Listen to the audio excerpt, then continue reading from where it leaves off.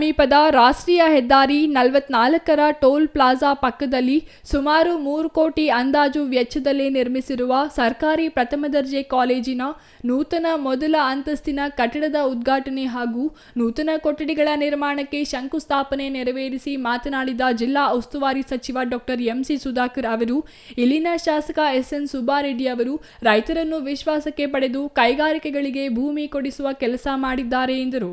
ವಿದ್ಯಾರ್ಥಿಗಳು ಹಳೆ ಕೋರ್ಸುಗಳಿಗೆ ಜೋತು ಬೀಳದೆ ಪ್ರಥಮ ದರ್ಜೆ ಕಾಲೇಜಿನ ವಿದ್ಯಾರ್ಥಿಗಳಿಗೆ ಉತ್ತಮ ಭವಿಷ್ಯ ರೂಪಿಸುವ ಹೊಸ ಕೋರ್ಸುಗಳನ್ನು ಪ್ರಾರಂಭ ಮಾಡಲಾಗುತ್ತಿದೆ. BCA, BBA, BCom ಮತ್ತಿತರ ಕೋರ್ಸುಗಳನ್ನು ಪ್ರಾರಂಭಿಸಲಾಗುತ್ತಿದೆ. ಉನ್ನತ ಶಿಕ್ಷಣ ಇಲಾಖೆಯಲ್ಲಿ 100 ಕೋಟಿ ರೂಪಾಯಿ ವೆಚ್ಚದಲ್ಲಿ ಕಾಲೇಜುಗಳ ಅಭಿವೃದ್ಧಿ ಮಾಡಲಾಗುತ್ತಿದೆ. ಆದರೆ ವಿರೋಧ ಪಕ್ಷದವರು ಸರ್ಕಾರದಲ್ಲಿ ಹಣವೇ ಇಲ್ಲ ಎಂದು ಅಪಪ್ರಚಾರ ಮಾಡುತ್ತಿದ್ದಾರೆ ಎಂದರು. ಮತ್ತು ಹೊಸದಾಗಿ ಪ್ರಾರಂಭ ಮಾಡ್ತಕ್ಕಂಥದ್ದೆಲ್ಲ ಗುಡಿಬಂಡೆ ಮತ್ತು ಬಾಗೇಪಲ್ಲಿಯಲ್ಲಿ ಹಾಗೂ ಸರ್ಕಾರಿ ಪಾಲಿಟೆಕ್ನಿಕ್ ಬಾಗೇಪಲ್ಲಿಯಲ್ಲಿ ಇವತ್ತು ಈ ಒಂದು ಕೆಲಸಗಳಿಗೆ ನಾವು ಮತ್ತು ಸ್ಥಳೀಯ ಶಾಸಕರಾಗಿರ್ತಕ್ಕಂಥ ಸುಬ್ಬಾರೆಡ್ಡಿ ಅವರು ಒಟ್ಟಿಗೆ ಬಂದಿದ್ದೀವಿ. ಜೊತೆಯಲ್ಲಿ ಹಿಂದುಳಿದ ವರ್ಗಗಳ ಇಲಾಖೆಯ ಮಹಿಳಾ ಹಾಸ್ಟೆಲ್ 78 ಜನ ಮಕ್ಕಳಿಗೆ 15 ಕೊಠಡಿ ಇಲ್ಲಿ ನಿರ್ಮಾಣ ಆಗುವಂಥದ್ದಕ್ಕೆ ಮತ್ತು ಚೇಳೂರಲ್ಲಿ ಕೂಡ ಹಿಂದುಳಿದ ವರ್ಗಗಳ ಹಾಸ್ಟೆಲದ್ದು ಅದು ಮಹಿಳೆಯರ ಹಾಸ್ಟೆಲ್ ಚೇಳೂರಲ್ಲಿ ಅದಕ್ಕೂ ಈಗ ಹೋಗಿ ಶಂಕುಸ್ಥಾಪನೆ ಮಾಡಬೇಕು.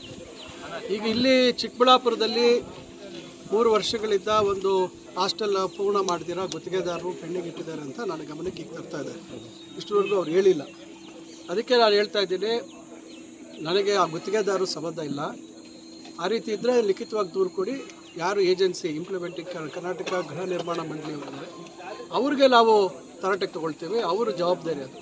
ಸುಮ್ಮನೆ ಯಾರೋ ಗುತ್ತಿಗೆದಾರರು ತಗೊಂಡು ಅವ್ರ ಗುತ್ತಿಗೆ ಕೊಟ್ಕೊಂಡು ಅವ್ರು ಯಾರೋ ಬೇಜವಾಬ್ದಾರಿಯಿಂದ ನಡ್ಕೊಂಡ್ರೆ ಅದನ್ನು ನಾವು ನೋಡ್ಕೊಂಡು ಸುಮ್ಮನೆ ಇರೋಕ್ಕಾಗಲ್ಲ. ಅವ್ರ ಮೇಲೆ ಕ್ರಮ ತೊಗೋಬೇಕಾಗುತ್ತೆ. ನಾಳೆ ಯಾವುದೇ ಕೆಲಸ ಅವರಿಗೆ ಮುಂದೆ ಗೃಹ ನಿರ್ಮಾಣ ಮಂಡಳಿಯಲ್ಲಿ ಕೊಡದೇ ಇರತಕ್ಕಂಥ ರೀತಿಯಲ್ಲಿ ಕ್ರಮ ಆಗಬೇಕು. ಬಾಗೇಪಲ್ಲಿ ಶಾಸಕ ಎಸ್ಎನ್ ಸುಬ್ಬಾರೆಡ್ಡಿ ಮಾತನಾಡಿ, ಎಂಸಿ ಸುಧಾಕರ್ ಉನ್ನತ ಶಿಕ್ಷಣ ಸಚಿವರಾದ ನಂತರ ಬಾಗೇಪಲ್ಲಿ ವಿಧಾನಸಭಾ ಕ್ಷೇತ್ರಕ್ಕೆ ಸುಮಾರು 20 ಕೋಟಿ ಅನುದಾನ ನೀಡಿದ್ದಾರೆ. ಕಾಲೇಜಿನಲ್ಲಿ ವಿದ್ಯಾರ್ಥಿಗಳ ಸಂಖ್ಯೆ ಹೆಚ್ಚಿಸಲು ಅಗತ್ಯ ಕ್ರಮಗಳನ್ನು ತೆಗೆದುಕೊಳ್ಳಲಾಗುತ್ತದೆ ಎಂದರು. ಈ ಸಂದರ್ಭದಲ್ಲಿ ಉನ್ನತ ಶಿಕ್ಷಣ ಇಲಾಖೆ ಜಂಟಿ ನಿರ್ದೇಶಕ ಡಾಕ್ಟರ್ ರಾಮಕೃಷ್ಣ ರೆಡ್ಡಿ, ಜಿಲ್ಲಾ ಪಂಚಾಯಿತಿ ಉಪ ಕಾರ್ಯದರ್ಶಿ Atiq Basha, tahsildar Manisha S Patri, taluk panchayat EO GV Ramesh ಇನ್ನೂ ಹಲವರು ಹಾಜರಿದ್ದರು.